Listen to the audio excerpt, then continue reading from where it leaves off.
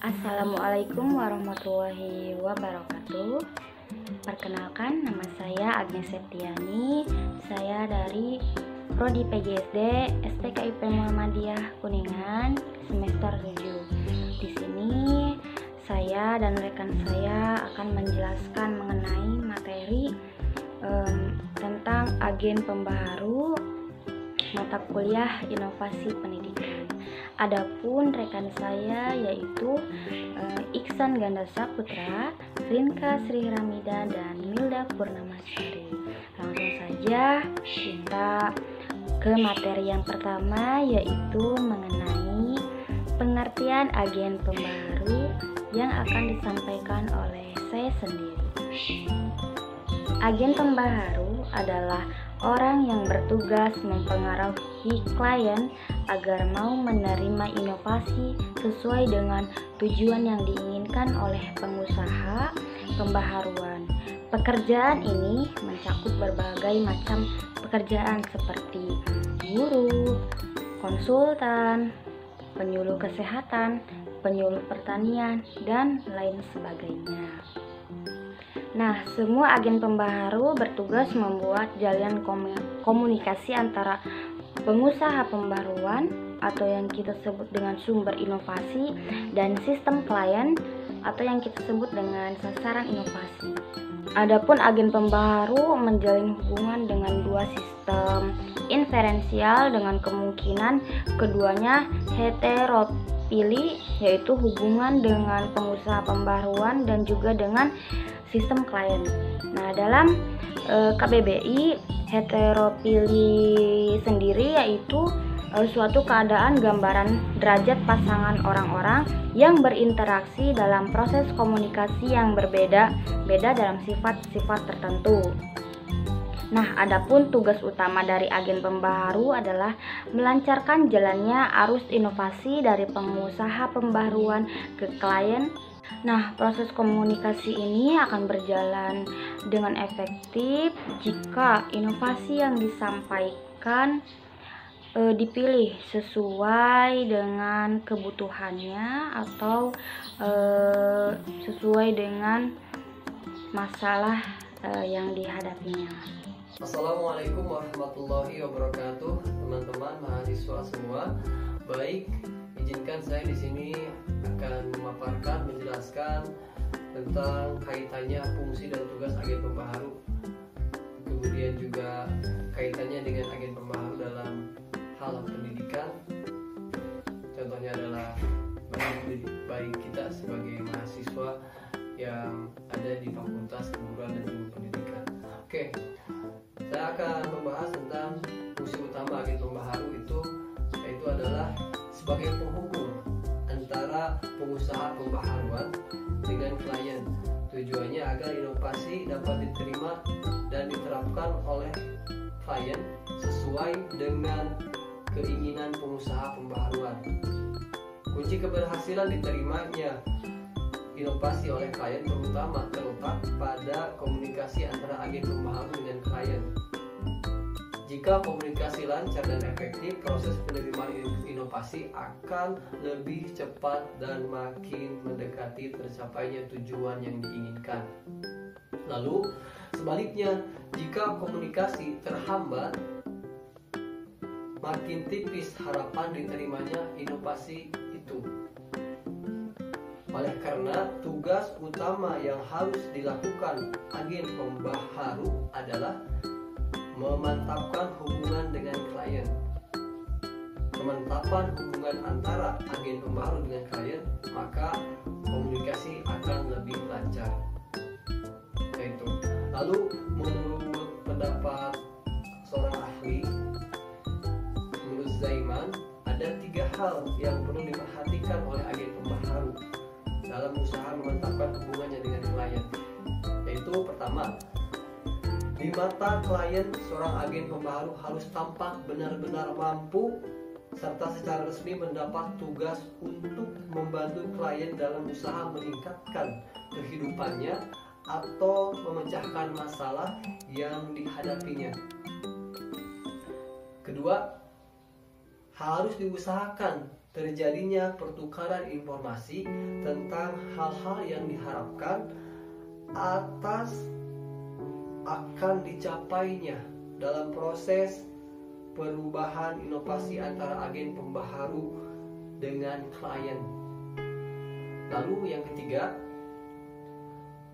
perlu diusahakan adanya sanksi yang tepat terhadap target perubahan yang akan dicapai. Dengan adanya sanksi akan mendorong klien untuk berusaha dengan sungguh-sungguh mencapai target perubahan yang telah disepakati. Nah, begitu. Itu menurut pendapat Zeiman. Jadi ada 3 hal yang perlu diperhatikan oleh agen pembaharu dalam usaha memantapkan hubungannya dengan klien. 3 tadi sudah saya paparkan. Lalu menurut Roger sendiri mengemukakan ada 7 langkah kegiatan. Nah, ini kegiatannya menurut Roger ada 7 langkah kegiatan agen pembaharu dalam pelaksanaan tugasnya sebagai pembaharu pemberi inovasi pada sistem klien, yaitu sebagai berikut jika dirincikan. Pertama, menurut Roger adalah membangkitkan kebutuhan untuk berubah. Yang kedua adalah memanfaatkan hubungan pertukaran informasi. Lalu yang ketiga, mendiagnosa masalah yang dihadapi. Agen pembaharu itu bertanggung jawab untuk menganalisa situasi masalah yang dihadapi klien agar dapat menentukan berbagai alternatif jika tidak sesuai kebutuhan klien. Oke, lalu yang keempatnya itu adalah membangkitkan kemauan klien untuk berubah. Lalu yang kelima, menurut Roger, mewujudkan kemauan dalam perbuatan. Keenam, menjaga kestabilan penerimaan inovasi dan mencegah tidak terlaksananya atau tidak berkelanjutannya inovasi tersebut atau inovasi yang digagaskan oleh seorang agen pembaharu. Oke. Ketujuh, menurut Roger adalah mengakhiri hubungan ketergantungan. Jadi tujuan akhir tugas agen pembaharu adalah dapat menumbuhkan kesadaran untuk berubah dan kemampuan untuk merubah dirinya sebagai anggota sistem sosial yang mendapat tantangan kemajuan zaman. Agen pembaharu harus berusaha mengubah posisi klien dari ikatan percaya pada kemampuan agen pembaharu menjadi bebas dan percaya kepada kemampuan sendiri. Nah, itu langkah menurut Roger. Lalu jika kita kaitkan dengan peran guru sebagai agen pembaharu, ya, jadi dalam bidang pendidikan ada 8 poin. Ada 8 poin yang dapat dilakukan oleh guru sebagai agen pembaharu, atau ada 8 hal yang dapat dilakukan oleh seorang guru sebagai agen pembaharu, yaitu sebagai berikut. Yang pertama, membuat perencanaan pembelajaran, contoh seperti RPP dan lain sebagainya. Kedua, membuat desain pembelajaran. Ketiga, menggunakan metode pembelajaran yang variatif. Keempat, mengelola kelas dengan baik. Ini kaitannya dengan bagaimana kita mampu mengelola kelas, mengkondusifkan kelas belajar di sekolah gitu, ataupun di lembaga pendidikan. Kemudian yang kelima, melakukan pengajaran dengan baik. Melakukan pengajaran dengan baik. Jadi mampu memberikan keteladanan. Itu salah satu hal bahwa guru sebagai agen pembaharu melakukan pengajaran dengan baik atau menjadi sosok teladan bagi siswa atau peserta didik. Kemudian yang keenam, menggunakan teknologi dalam proses pembelajaran. Jadi guru itu harus mampu merespon perkembangan teknologi di masa sekarang dan masa yang akan datang. Harus update terhadap perkembangan teknologi dan mampu kemudian menggunakan atau mengoperasikan media-media teknologi. Karena ini nanti akan membantu guru dalam mengimplementasikan pembelajaran dan pengajarannya kepada siswa. Karena setiap masa pasti akan ada perubahan atau perkembangan teknologi. Tentu saja itu tidak bisa kita hindari, dan makanya kita harus sebagai seorang guru harus mampu merespon perkembangan teknologi, mampu menguasainya, kita pelajari secara lebih dalam agar kita menguasai dengan baik. Selanjutnya yang ketujuh adalah melakukan penilaian yang komprehensif. Artinya guru harus mampu membuat sebuah sistem penilaian bagi peserta didik dalam hal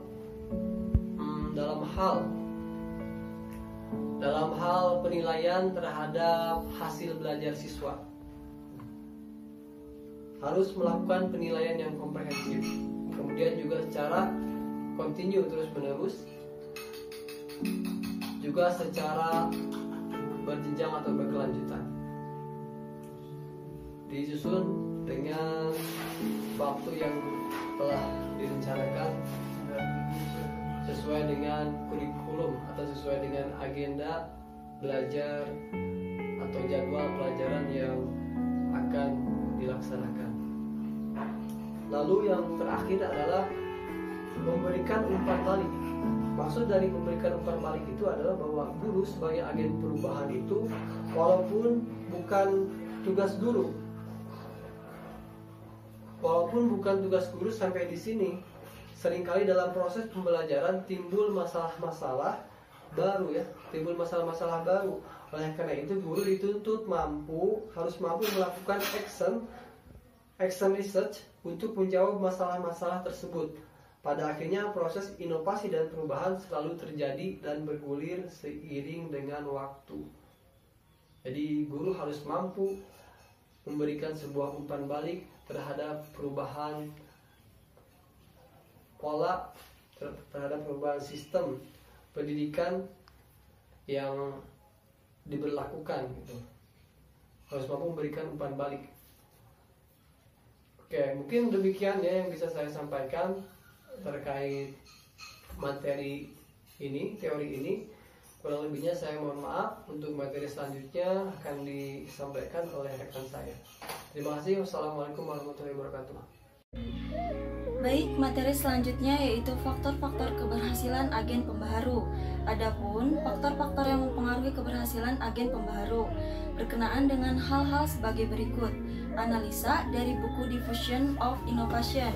Yang pertama, usaha agen pembaharu sebagai indikator untuk mengetahui kegigihan atau besarnya usaha agen pembaharu ialah jumlah klien yang dihubungi untuk berkomunikasi, banyaknya keaktifan yang dilakukan dalam proses difusi inovasi, dan sebagainya. Yang mana keberhasilan agen pembaharu berhubungan positif dengan besarnya usaha mengadakan kontak dengan klien. Nah, yang kedua ada orientasi pada klien. Agen pembaharu akan berhasil melaksanakan tugasnya jika ia mampu untuk mengambil kebijakan dengan lebih berorientasi pada klien. Agen pembaharu harus menunjukkan keakraban dengan klien, memperhatikan kebutuhan klien, sehingga memperoleh kepercayaan yang tinggi dari klien. Kemudian yang ketiga ada sesuai dengan kebutuhan klien. Salah satu tugas agen pembaharu yang sangat penting ialah mendiagnosa kebutuhan klien. Banyak usaha difusi inovasi gagal karena tidak mendasarkan kebutuhan klien, tetapi lebih mengutamakan pada target inovasi sesuai kehendak pengusaha pembaharuan. Kemudian yang keempat ada empati. Seperti telah kita ketahui bahwa empati akan mempengaruhi efektivitas komunikasi. Makin banyak perbedaan antara agen pembaharu dengan klien, maka makin sukar agen pembaharu menunjukkan empati. Dan yang terakhir ada homopili. Yang dimaksud dengan homopili ialah pasangan individu yang berinteraksi dengan memiliki ciri-ciri atau karakteristik yang sama bahasa, kepercayaan, adat istiadat, dan sebagainya. Sedangkan heteropili ialah pasangan individu yang berinteraksi dengan memiliki ciri-ciri atau karakteristik yang berbeda. Biasanya, agen pembaharu yang berbeda dengan klien lebih disegani dan lebih suka mengadakan dengan klien yang memiliki persamaan. Jadi, kontak komunikasi antara agen pembaharu dengan klien akan lebih efektif jika homopili. Baik, di sini saya Rinka Sri Rahmida akan menjelaskan materi yang selanjutnya. Materi yang selanjutnya yaitu pada poin 6, ada kontak agen pembaharu dengan klien yang berstatus lebih rendah. Sebenarnya, klien yang kurang mampu ekonominya, rendah pendidikannya, harus mendapatkan lebih banyak bantuan dan bimbingan dari agen pembaharu. Tetapi, sesuai dengan prinsip homopili, maka justru agen pembaharu lebih banyak kontak dengan klien yang berstatus lebih tinggi baik pendidikan maupun ekonominya. Yang ketujuh, ada pembantu para profesional. Pembantu para profesional ialah orang yang bertugas membantu agen pembaharu agar terjadi kontak dengan klien yang berstatus lebih rendah. Pembantu para profesional dari segi pengetahuan tentang inovasi dan teknik penyebaran inovasi kurang dari agen pembaharu. Tetapi dengan mengangkat pembantu para profesional ada keuntungannya, yaitu biaya lebih rendah, dapat kontak dengan klien yang berstatus lebih rendah dari agen pembaharu. Karena para pembantu para profesional lebih dekat dengan klien. Yang kedelapan, ada kepercayaan klien terhadap agen pembaharu. Pembantu agen pembaharu kurang memperoleh kepercayaan dari klien jika ditinjau dari segi kompetensi profesional, karena ia memang tidak profesional. Tetapi pembantu agen pembaharu memiliki kepercayaan dari klien karena adanya hubungan yang akrab, sehingga tidak menimbulkan kecurigaan. Klien percaya pada pembantu agen pembaharu karena keyakinannya akan membawa kebaikan kepada dirinya. Yang kesembilan yaitu profesional semu. Sebagaimana kita ketahui bahwa pembantu agen pembaharu dapat memberikan beberapa keuntungan seperti biaya operasional rendah dan dapat menjembatani kesenjangan heteropli. Namun, tidak berarti bahwa agen pembaharu lalu sama sekali tidak diperlukan.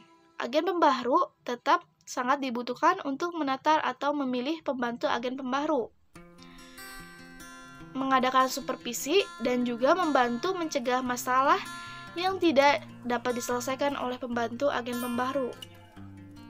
Satu masalah yang sering dijumpai pembantu agen pembaharu ialah timbulnya profesional semu yang terjadi karena pembantu agen pembaharu bergaya seperti agen pembaharu profesional. Yang ke-10 yaitu pemuka pendapat. Dari berbagai pengalaman dan pengamatan, para ahli menunjukkan bahwa banyak difusi inovasi berhasil dengan cara memanfaatkan pemuka pendapat yang ada dalam sistem sosial. Maka dirumuskan generalisasi keberhasilan agen pembaharu berhubungan positif dengan besarnya usaha untuk bekerja sama dengan pemuka pendapat. Waktu bagi agen pembaharu merupakan sumber yang sangat berharga. Dengan memusatkan komunikasi pada pemuka pendapat yang terdapat dalam sistem sosial, agen pembaharu dapat mempercepat penerimaan inovasi. Mungkin sekian yang dapat saya dan rekan saya sampaikan mengenai materi agen pembaharu ini. Kurang lebihnya mohon maaf. Billahi taufiq wal hidayah. Wassalamualaikum warahmatullahi wabarakatuh.